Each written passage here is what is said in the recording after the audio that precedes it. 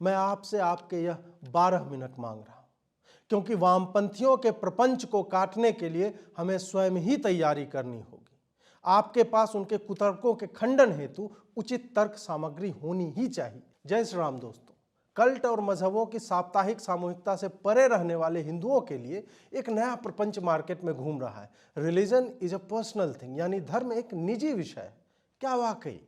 यदि यह निजी विषय है तो शुक्रवार और रविवार को मस्जिद तथा चर्च जाने वाले लोग कौन हैं? कौन है जो इसी का प्रयोग करके एक ही किताब को पूरी दुनिया को मनवाने पर तुले हुए हैं, और इस हद तक तुले हुए हैं कि उनके लिए हत्या, बलात्कार, नरसंहार, दास्ता, दंगे, पत्थरबाजी, औपनिवेशिक साम्राज्यवाद, बलात् मतांतरण आदि कोई अर्थ नहीं रखता। रिलीजन या मजहब वैश्विक इतिहास में कभी भी व्यक्तिगत या निजी विषय रहा ही नहीं। यदि होता तो मोहम्मद के साथ 500 लोग अपने अपने गांव में नमाज पढ़ रहे होते और उनकी कुल जनसंख्या अभी 1 करोड़ के आसपास होती। यदि यह निजी विषय होता तो ईसाइयों के चर्च कस्तूनतुनिया के हाया सोफिया से लेकर रूस, भारत और अमेरिका तक में नहीं मिलते। स्पष्टतः यह चूर्ण केवल और केवल हिंदुओं को फकवाया जा रहा है, ताकि वो जिन्होंने अपनी सामूहिकता तो त्याग ही रखी है, स्नय स्नय अपनी धार्मिकता भी त्याग दें। राम मंदिर में महाविष्णु के अवतार भगवान श्री राम के बालक रूप की प्राण प्रतिष्ठा होने जा रही है। वही बालक जिनके दर्शन के लिए देवाधिदेव महादेव को मदारी के साथ बंदर बनकर इसी धरा पर आना पड़ा, और बाद में महावीर हनुमान के रूप में उनका अनन्य दास बनकर उनके नाम को मर्त्यलोक में प्रचारित करने का काम आज भी वो कर ही रहे। वही राम जिनकी मर्यादा, जीवन शैली, पुत्र, पति, सखा और पितृधर्म की लीलाओं को ध्यान में लिए शिव अपनी दीर्घकालिक समाधि में जाते हैं। उन्हीं भगवान राम के मंदिर में प्राण प्रतिष्ठित होने के पावन समय में कुछ कालनेमी हमें यह ज्ञान दे रहे हैं कि धर्म एक निजी विषय है। धर्म निजी हो ही नहीं सकता। धार्मिकता सदैव ही व्यक्ति से परिवार, परिवार से समाज, समाज से राष्ट्र, राष्ट्र से विश्व के कल्याण की अवधारणा की परिकल्पना करती है। धर्म व्यक्ति को समाज और राष्ट्र से जोड़ने का माध्यम है, इसमें व्यक्तिगत होने की बात असंभव है। धर्म वह अवलंब है जहां हम अपने परिवेश में अकेले होते हुए भी उसी को भजते हैं जो पूरे विश्व के हर प्राणी में स्वयं को ही अभिव्यक्त करता है। जब हर व्यक्ति परमात्मा का अंश है तो इसमें व्यक्तिगत होने की बात संभव कैसे हो सकती है? इसका प्रयोग केवल एक ही कारण से हो रहा है कि किसी भी तरह से उन्हें अपराधी बनाया जाए या उनमें अपराध बोध डाला जाए जो राम मंदिर को लेकर के हर्षित हैं। उन्हें यह बताया जाए कि पूजा तो घरों में करनी चाहिए, तुम ये जो कर रहे हो यह तो राजनीति है। इनके तर्क का दुर्भाग्य यह है कि यदि मैं कलावा पहनकर या तिलक लगाकर कार्यालय जाता हूं या बस, ट्रेन, मेट्रो, वायुयान में दिखता हूं तो इन्हें मेरी उसी निजी धार्मिकता से आपत्ति हो जाती है जिसकी बात ये अभी कर रहे हैं। इनके इस कथन के मूल में यह है कि तुम हिंदू दिखना ही नहीं, हिंदू होना भी त्याग दो। कलावा और तिलक दिखता है, इससे यही निजी चुनाव जिसका सबको संवैधानिक अधिकार है वह एक हथियार सदृश दिखने लगता है। वह इसके लिए एक संक्रामक रोग हो जाता है जिसका निराकरण उदयनिधि स्टालिन ढूंढ रहा था, और अब उसके समर्थन करने वाले मध्य प्रदेश, राजस्थान और छत्तीसगढ़ की सरकार में अपना अस्तित्व ढूंढ रहे हैं। राम मंदिर वह असंभव दृश्य है जो वर्षों के गूगल इमेज सर्च में एक पोस्टर पर कोदंडधारी भगवान राम और उसके नीचे एक मंदिर के रूप में दिखता था। कई राम भक्त भी इतनी प्रतीक्षा से विचलित होकर सोचने लगे कि क्या यह मंदिर उनके जीवन काल में भौतिक आकार ले पाएगा। आज जो मंदिर बन रहा है वह उस काल्पनिक दृश्य रूप से एक सार्वभौमिक सत्य बनने जा रहा है जिसे कल्पना बताकर पिछली सरकारों और कई नेताओं ने न्यायालयों और सार्वजनिक मंचों से नकार दिया था। राम की अयोध्या को थाईलैंड के अयोध्या तक भेज दिया गया। मंदिर के स्तंभों को, उसकी मूर्तियों को मुसलमान बच्चों का खिलौना कहा गया जिसके मां बाप ने बाबरी का घटिया और 2 कौड़ी का भद्दा सा ढांचा बनाया था। एक के बाद एक प्रपंच जब निरस्त हो गए तो अब धर्म एक निजी विषय है, इसका नया प्रोपेगेंडा आया है। हर राम भक्त हिंदू का यही निजी विषय राम मंदिर के संदर्भ में स्वतः सामूहिक विषय हो जाता है। हिंदू या सनातन एक व्यक्तिगत अवधारणा नहीं है। न तो यह किसी एक व्यक्ति को सर्वोच्च मानता है, न एक दर्शन को, न किसी एक ग्रंथ को, न एक मंदिर को, न एक संप्रदाय को, न एक देवी को, न एक देवता को, न एक भगवान को। एकत्व सनातन में है ही नहीं तो व्यक्तिगत तो कुछ हो ही नहीं सकता। जहां हर पुत्र राम या कन्हैया जैसा होना चाहिए, जहां हर पुत्री पार्वती, राधा, सीता, दुर्गा या सरस्वती जैसी चाहिए, वहां हम सामूहिक एकरूपता ढूंढते हैं, व्यक्तिगत भिन्नता नहीं। धर्म एक निजी विषय है, आपको उसी भिन्नता की ओर ढकेलने का कुतर्क है जहां आप अपनी निर्दिष्ट पूजा पद्धति को त्याग दें। मंदिरों में जाकर लोगों से भेंट और धर्म चर्चा त्याग दें, छोड़ दें उसे। पुजारियों और ब्राह्मणों को समाज में यह कहकर बहिष्कृत कर दें कि पूजा हमें स्वयं करनी है, इसमें पुजारी क्या बताएगा। धीरे धीरे आपके हवन, यज्ञ, पूजा आदि की आवृत्ति घटेगी और इसका प्रभाव आपके पूरे समाज पर दिखेगा। हमारी सामूहिक आध्यात्मिकता और उसकी ऊर्जा न्यूनतम स्तर पर पहुंच जाएगी और हिंदू केवल आने वाली पीढ़ियों की कल्पना और भविष्य के अल्पसंख्यक ही नहीं, विलुप्त प्राय प्रजाति का एक पर्याय बनकर सिमट जाएगा। इसलिए इन तर्कों का खंडन अत्यावश्यक है। राम मंदिर ऐसे ही नहीं बन रहा है। इसमें जल नहीं, कारसेवकों का रक्त है।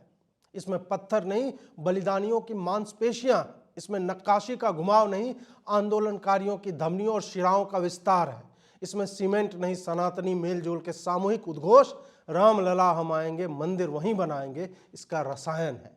इसकी आधारशिला उन लाखों हिंदुओं की वज्र सदृश हड्डियों का प्रतिबिंबन है जो इसके शिखर देखने की प्रतीक्षा में पंच तत्वों में विलीन हो गए। यह कोई सामान्य मंदिर नहीं है। यह इसी कारण अति विशिष्ट हो जाता है कि इसे किसी राजा के आदेश पर नहीं बनवाया गया। इसमें किसी राजकोष की स्वर्ण मुद्राएं नहीं लगी। इसमें उस शबरी जैसी किसी विधवा, पुत्र को कार सेवा में गंवा चुकी वृद्धा का दान दिया गया वह 20 रुपया है, जिसका आधा उसने अपने नाम से दिया और आधा अपने मृतक बलिदानी पुत्र के नाम से। यह मंदिर गांव-गांव से भेजे गए 10, 50, 100, 500 रुपये के दान से लेकर आस्थावान उद्योगपतियों के करोड़ों के दान से बन रहा वह भव्य निर्माण है जो अप्रतिम है।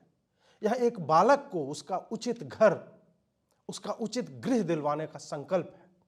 यह भला कैसे एक निजी विषय हो सकता है। यह मंदिर तो हमारे अनुष्ठानों में अपरिहार्य दूर्वा के समान है, जिसे कितना भी हटाने की चेष्टा करो वापस उग आती है। सनातन के कालचक्र में 500 वर्ष तो लौकिक निमिष से भी कहीं छोटा कालखंड है। इसे तो आना ही था। अंतर केवल इतना है कि यह सौभाग्य इस बार के कलयुग में हमारे नेत्रों को प्राप्त हो रहा है। यह क्षण तो नृत्य का है, उत्सव का है, आनंद का है। नृत्य, उत्सव और आनंद तो समूह में ही उत्तम होते हैं। यह निजी विषय हो कैसे सकता है। भगवान राम को मंदिर नहीं चाहिए। जिस व्यक्ति ने अपने अवतारी होने पर भी अवतारी होने का एक भी अलौकिक प्रयोग नहीं किया ताकि उसकी आने वाली संततियां, उसके पूर्वजों की आत्माएं यह समझ सके कि एक साधारण मानव अपने परिश्रम, प्रतिभा, धर्म के अनुपालन से, गुरुओं के आशीर्वाद से, पत्नी के प्रेम से, भाइयों के आदर से और मित्रों के सहयोग से वह सब कर सकता है जो देवता भी नहीं कर सकते। उस राम को हम क्या दे सकते हैं? मंदिर तो हम टूटे बिखरे बटे हिंदुओं को चाहिए ताकि हमारे सामने एक उदाहरण दिखे कि विपरीत परिस्थितियों में भी हमारी एकजुटता अपेक्षित परिणाम अवश्य ही लाती है। राम मंदिर उदाहरण है राजनीति और धर्म के एकाकार होने का। इस आंदोलन में धर्म अमूर्त रूप है, राजनीति मूर्त। धार्मिकता ने लोगों को जगाया, राजनीति ने लोगों को घर से बाहर निकाला। धर्म ने उन्हें लक्ष्य दिया, राजनीति ने लक्ष्य प्राप्ति हेतु नेतृत्व। धर्म ने उन्हें प्रेरणा दी, राजनीति ने आंदोलन का मार्ग। धर्म ने साधारण लोगों को जोड़ा, राजनीति ने असाधारण नेता दिए। धर्म ने राम दिया, राजनीति ने मंदिर। वर्तमान संदर्भ में कोई भी पार्टी यह नहीं कह सकती कि उसकी राजनीति धर्म, मजहब या रिलीजन से अलग है। जिस राष्ट्र में कम्युनिस्ट नेता जालीदार टोपी लगाकर घूमते हों, इस्लामिक कट्टरपंथ की रखवाली में लगे होते हों, वहां कोई भी पार्टी धर्म से अलग कैसे हो सकती है? अंतर केवल इतना है कि तेरा कुत्ता कुत्ता, मेरा कुत्ता टॉमी। मैं तो कहता हूं कि बिना धर्म के राजनीति संभव ही नहीं है। धर्म राजनीति का आरंभ बिंदु है, आधार बिंदु है और केंद्र बिंदु है। राजनीति से जिस दिन धर्म अलग हो जाएगा, नेता और संस्थाएं उच्छृंखल हो जाएंगे। धर्म ही है जिसने इन्हें थोड़ा बहुत बचाए रखा है, परंतु हाँ, यह संभव है कि वो धर्म का सही अर्थ नहीं जानते। किसी एक पार्टी के लिए मुसलमानों को समर्थन सामान्य और अपेक्षित घटना है, पर किसी दूसरी पार्टी का हिंदू हित में सोचना भी सांप्रदायिकता हो जाती है। मस्जिदें जन्मस्थान कालांतर में वामपंथियों के प्रपंच से बाबरी मस्जिद बन जाती है। वह अल्पसंख्यकों के मान का विषय हो जाती है। कहीं जैन मंदिर के ऊपर रखे मस्जिद का नाम कुव्वत उल इस्लाम हो जाता है, परंतु राम के जन्म स्थान पर संवैधानिक मार्ग से बनता मंदिर हिंदू सांप्रदायिकता का परिचायक। क्या हिंदू इतना मूर्ख है कि वह इन नामों को नहीं समझता या ज्ञानवापी की मंगला गौरी की दीवार को नहीं पहचान पाता? नहीं। जब एक मजहब किसी रेगिस्तानी कल्ट के कटे डंडे पर उधार का फटा झंडा लटकाए अपनी रक्त पिपासु आतंकियों की सेना के दम पर मंदिरों को तोड़कर सपाट नहीं करता, बल्कि सोच समझकर उसके शिखर पर एक भद्दा सा घटिया सा 2 कौड़ी का गुंबद चिपका देता है, तो उसका लक्ष्य केवल मजहबी विस्तार नहीं होता, वह उस क्षेत्र और राष्ट्र के हिंदुओं के लिए एक बहता हुआ घाव छोड़ रहा होता है कि देखो हम क्या कर सकते हैं। हमारा डंडा कटा हुआ नहीं है, हमारा झंडा फटा हुआ नहीं है। झंडे पर जो लिखा है वह हमने किसी पुराने रिलीजन की किताब के अनुवाद से नहीं चुराया है। वह ओंकार, वह प्रणव, वह ओम आदि है, मध्य है, अनंत है। तुम्हारे दिए गए घाव बस घाव ही तो हैं, उन्हें हम भर लेंगे। पर हाँ, हमारे घाव के भरने से जो दुख तुम्हें हो रहा है वह देखने योग्य है। यह पीड़ा, यह वेदना, यह दुख, यह उदासी, यह कष्ट उनमें अधिक तीव्र हो जाता है जिनके पास उपलब्धि के नाम पर उनके पूर्वजों की कायरता मात्र है और उत्सव के नाम पर उधार के सालाना कुछ दिन। शीघ्र ही म्लेच्छों की मलिनता को गंगा जल की पवित्रता से धो दिया जाएगा। घटिया गुंबदों की जगह भव्य शिखर होगा। शिखर को सुशोभित करता एक भगवा ध्वज होगा जो इस विराट मंदिर के आंदोलन का पर्याय बनकर हमें अनेक हिंदुओं के बलिदान का स्मरण कराता रहेगा। इसीलिए यह एक निजी विषय हो ही नहीं सकता। जो भी यह कहता है वह आपको अपने धर्म से, अपने भगवान से, अपने समाज से विलग करने का षड्यंत्र कर रहा है। यदि आपने यहाँ तक देखा है तो एक और कष्ट कीजिए, इसे आगे ले जाइए, लोगों में पहुँचाइए, शेयर कीजिए, काटिए, छांटिए, स्वयं की टिप्पणी लगाइए, पर इसे आगे बढ़ाइए।